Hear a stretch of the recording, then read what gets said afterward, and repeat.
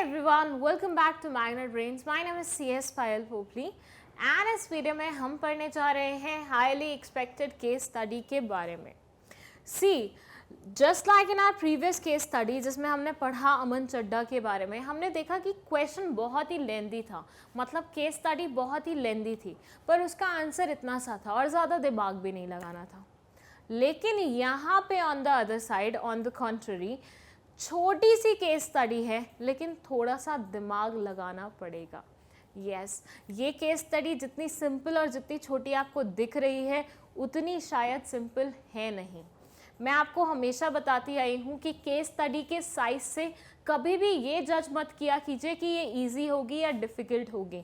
तो जैसे बड़ी वाली हमेशा डिफ़िकल्ट नहीं होती, वैसे ही छोटी वाली हमेशा इजी हो ऐसा ज़रूरी नहीं है, बल्कि मैं तो बोलूँगी उल्टा ही होता है मैक्सिमम टाइम.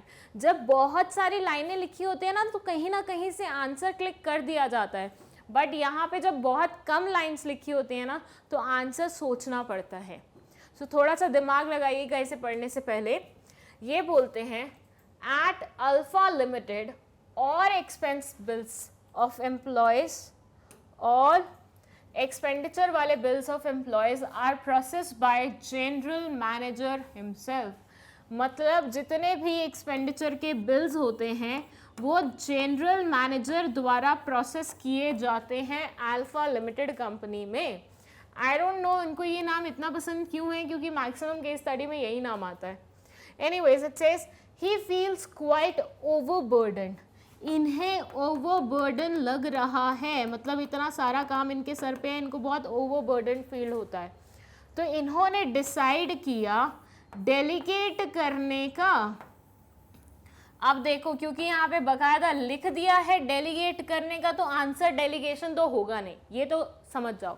लेकिन डेलीगेट से आप ये समझ सकते हो कि ये ऑर्गेनाइजिंग चैप्टर से है, क्योंकि चैप्टर अगर पता होगा तो आंसर करना बहुत ज़्यादा सिंपल होगा आपके लिए.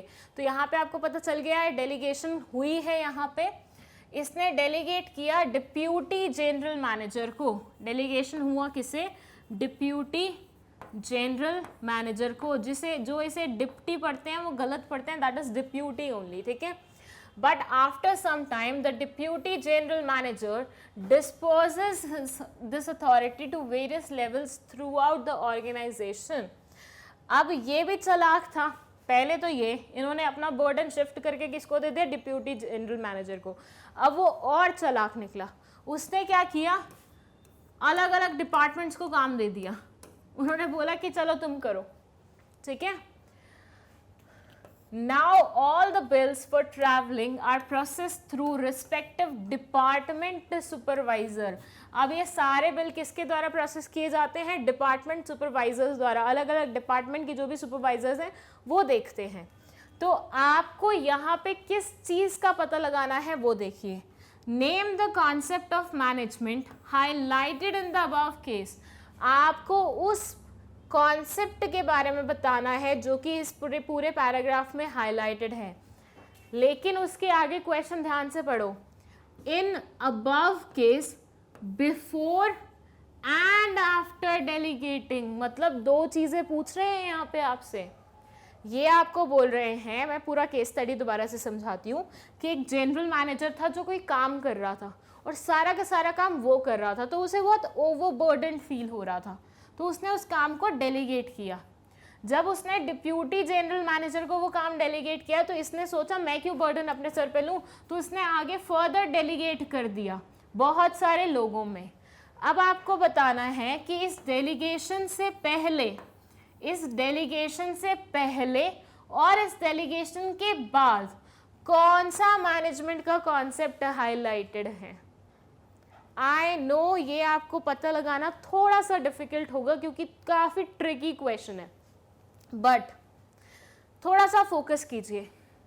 हमने एक कॉन्सेप्ट पढ़ी थी जिसके साथ हमने डेलीगेशन की सिमिलैरिटी देखी थी. उस कॉन्सेप्ट में हमने कुछ ये देखा था कि भैया जब डेलीगेशन एक लेवल के थ्रू दूसरे लेवल पे होता है, दूसरे लेवल के थ्रू तीसरे लेवल पे होता है, तीसरे लेवल के थ्रू फोर्थ लेवल पे होता है, तो ऐसे डेलीगेशन एक चीज़ में रिजल्ट करता है. याद कीजिए, उसका रिलेशनशिप और डिफरेंस दोनों पढ़े थे हमने डेलीगेशन के साथ, शायद उसी के बारे में बात हो रही है यहाँ पे, शायद।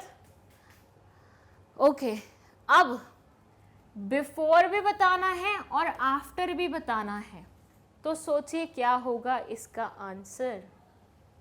मैं आपको टाइम दे रही हूँ, ध्यान से सोचिए, आराम से सोचिए, कोई दिक्कत नहीं है। वीडियो को पॉज कर लीजिए 2-4 मिनट के लिए और सोचिए। आई रियली वॉन्ट इसका आंसर आपसे खुद से बने इंस्टेड ऑफ मैं आपको बताऊं। चलिए, अब अगर आपने सोच लिया है, आंसर आपके दिमाग में आ चुका है, वीडियो को दोबारा ऑन कर चुके हैं, तो अपन आंसर देख लेते हैं।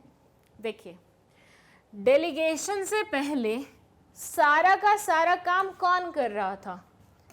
जनरल मैनेजर कर रहा था। मतलब आपने जिसको काम दिया हुआ था, पावर भी उसको दी हुई थी, अथॉरिटी भी उसको दी हुई थी, तो सारी की सारी अथॉरिटी कहाँ लाई कर रही थी? जनरल मैनेजर के पास कर रही थी। जब सारी की सारी अथॉरिटी एक ही हैंड में लाई करती है तो उसे हम क्या बोलते हैं? जब सारी की सारी पावर एक ही हैंड में लाई करती है तो उसे हम क्या बोलते हैं? Last topic of this particular chapter जिसमें हमने पढ़ा था दो चीज़ों का डिफरेंस, फिर से याद कीजिए, उसे हम बोलते हैं सेंट्रलाइजेशन। तो सेंट्रलाइजेशन के बारे में बात हो रही है यहाँ पे कि बिफोर डेलीगेशन इस ऑर्गेनाइजेशन में सेंट्रलाइजेशन चलती थी, क्योंकि सारे की सारी अथॉरिटी और काम किसके पास था? जनरल मैनेजर के पास। लेकिन डेलीगेशन हुआ, फर्दर डेलीगेशन हुआ, जब ऐसे डेलीगेशन पे डेलीगेशन पे डेलीगेशन होता रहता है तो क्या होता है? डिसेंट्रलाइजेशन होता है। याद है वो एक फ्लो चार्ट जिसमें मैंने आपको बताया था कि पहले डेलीगेशन हो रहा था यहाँ से यहाँ, फिर यहाँ से यहाँ, यहाँ से यहाँ, तो ऐसे में ओवरऑल ये क्या हो रहा था? ये हो रहा था डिसेंट्रलाइजेशन। तो बिफोर डेलीगेशन इस ऑर्गेनाइजेशन में सेंट्रलाइजेशन चल रही थी और आफ्टर डेलीगेशन इस ऑर्गेनाइजेशन में डिसेंट्रलाइजेशन चल रही थी। सो इतना सिंपल नहीं था, लेकिन काफ़ी इंटरेस्टिंग था ये आंसर। आइए आंसर देखते हैं। Before delegation of authority centralisation, after delegation of authority decentralisation. Delegation से पहले सेंट्रलाइजेशन चल रही थी इस ऑर्गेनाइजेशन में और डेलीगेशन के बाद डिसेंट्रलाइजेशन चल रही थी इस पर्टिकुलर ऑर्गेनाइजेशन में। अब ऐसे क्वेश्चन आते हैं, ऐसे केस स्टडी आते हैं तो मज़ा आता है, क्योंकि यहाँ पे दिमाग लगता है। अपने आप को प्रिपेयर्ड रखिएगा ऐसी कॉम्प्लेक्स और ऐसी थोड़ी सी ट्रिकी केस स्टडीज़ के लिए। इससे ज़्यादा लेवल की नहीं आएंगी, बट इस लेवल तक की आ सकती हैं, और थोड़ी बहुत इजी लेवल वाली भी आती हैं जो अपन ने जस्ट लास्ट वाले में देखा है। तो मिक्सचर आता है और दोनों के लिए आपको अपने आप को प्रिपेयर्ड रखना है। That's it for this case study. अब हम और पढ़ेंगे कुछ केस स्टडीज़, और हम कुछ और पढ़ भी चुके हैं, तो अगर आपने वो वीडियोस नहीं देखे हैं तो उन्हें भी देखिए, वहाँ से भी आपको ज्ञान मिलेगा कि किस किस तरह से केस स्टडी आ सकती है, और फिर आप उसी के अकॉर्डिंग अपनी पढ़ाई करेंगे। Thank you so much for watching this video.